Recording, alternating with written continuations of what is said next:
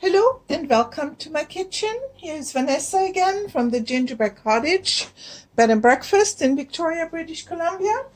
Today I'm going to show you something totally different. It's not a breakfast dish, but it's a wonderful winter dish, and it's called Hungarian Gulash. I have a beef roast here. I'm going to take all the fat off, and we're going to discard this.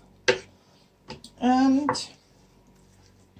here too, I'm just going to show you quickly how we're going to start this, and then I come back.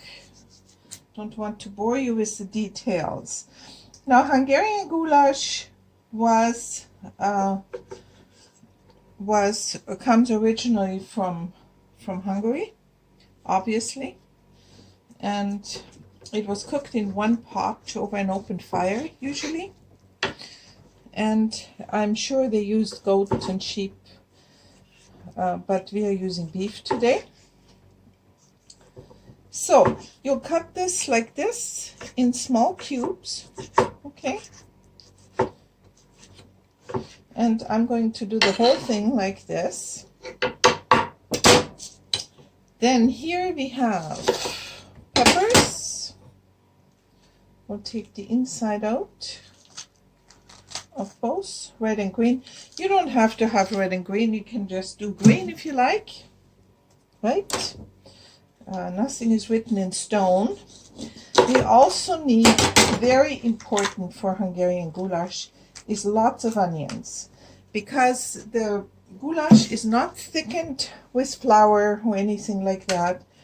It's all onions, so you need quite a few onions. They usually suggest the same amount of onion. I may even add a 6 onion to this one here, and small chopped, very finely chopped. And then we have a whole head of garlic as well. So we're going to start now. The rest of the ingredients, of course, is Hungarian sweet paprika. Don't use hot paprika, because you can always adjust it at the end. We also have a little bit of tomato paste, some Himalaya sea salt, some crushed caraway seed, some marjoram, dried marjoram, and some apple cider vinegar. So we're going to start, and I'll be back in a moment.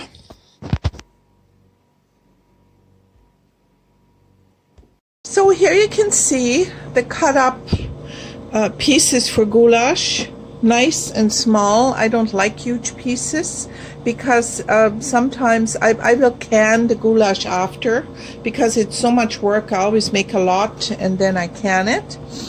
And then for a soup, you like to have a smaller one once you want to make soup. Here is our garlic. Here's our garlic, a whole head of garlic and onions, 6 onions. And here are the cut up peppers. And over here, just wanted to show you, I started with about 3 or 4 tablespoons of bacon fat or pork fat. So when I come back, I will show you how it's done.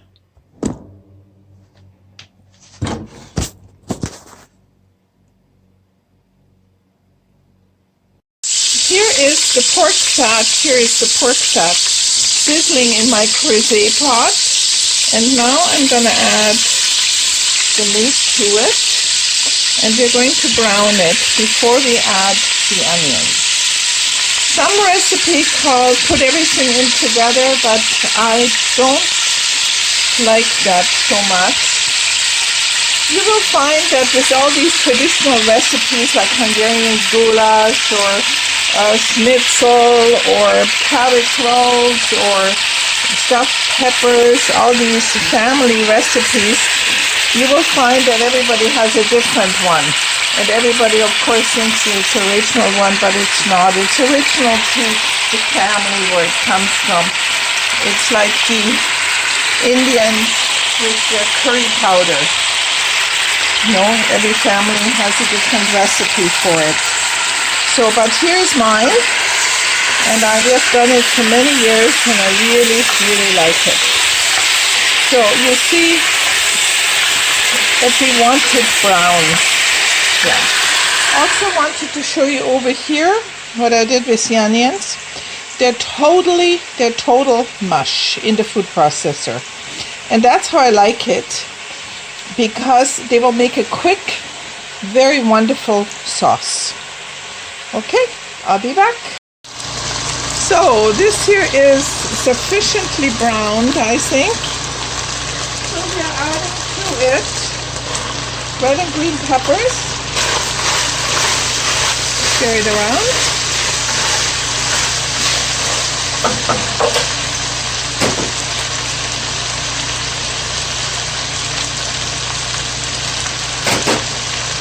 And now we add the onions and the garlic.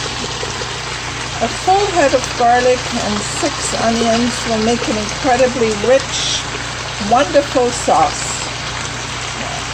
Now I just want to tell you, if pork fat or bacon fat is too rich for you, of course you can use olive oil or vegetable oil. I would suggest vegetable oil, not olive oil. So look at this, isn't that amazing? I have some water here just to really use everything up we have. Pour some water in.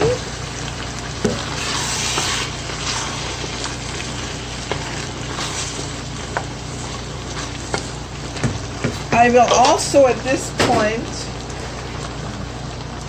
put in caraway seeds, marjoram, and I also like to add a soup cube, a Knorr soup cube. It gives it, very often used traditionally in Hungarian cooking, European cooking. The Dutch people use it quite a bit. So 1 beef soup cube.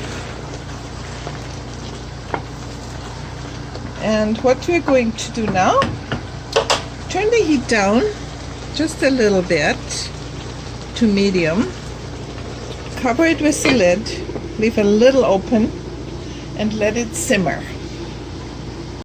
So this here has been cooking for about half an hour now, and it's starting to change color. I forgot to put the paprika in at the beginning, but it really doesn't matter.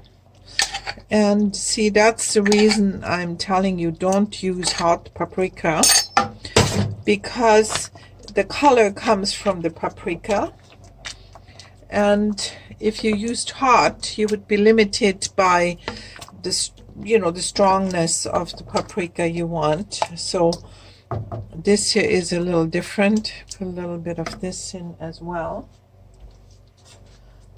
Okay.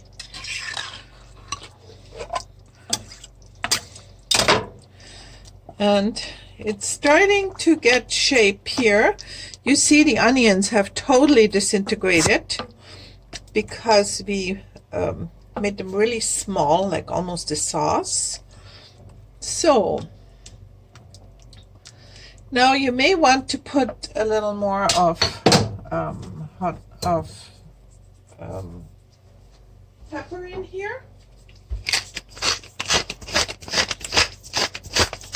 Quite a bit of pepper.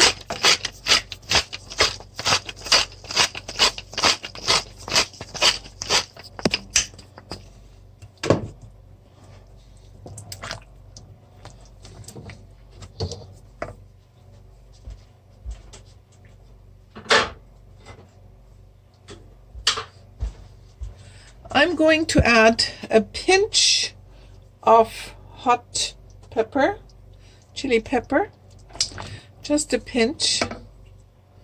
You can always add a little more later. Better to start slow. A little bit more salt. And a dash of cider vinegar. I use tarragon vinegar, but use whatever you have. And we leave that on low heat for another half an hour to cook the meat totally through and make sure it's very, very tender. And at the end, we will add some parsley to it. And then our goulash is done. I'd like to talk to you about a couple of products that I use sometimes when I want to make a quick goulash or a quick soup or a quick paprikash. You can also use it for goulash and just use it's called goulash cream.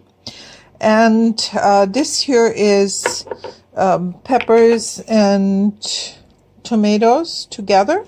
It's a paste, and you get it in good deli stores. I get it from the Italian deli, European deli, goulash cream and piroche. So just if you're interested, I usually don't like using finished products, but I really fell in love with this goulash cream here.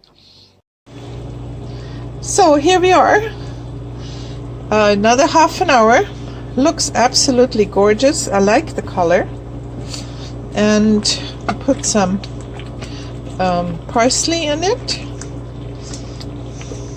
It sticks a tiny little bit to the bottom. It's not burnt, but just sticks a little bit. So what we do is we turn it off and just let it sit. Now you can, and it will loosen the bottom, of course. So I'm going to leave this here until tomorrow to let the flavors marry before I'm canning it. But you could serve this today, for instance, with some boiled potatoes or spätzle, or you can make some pasta with it and serve some pickles traditionally, or some pickled peppers and, you know, all these things, vegetables. So that would really go well with goulash. So thanks for watching and bon appetit.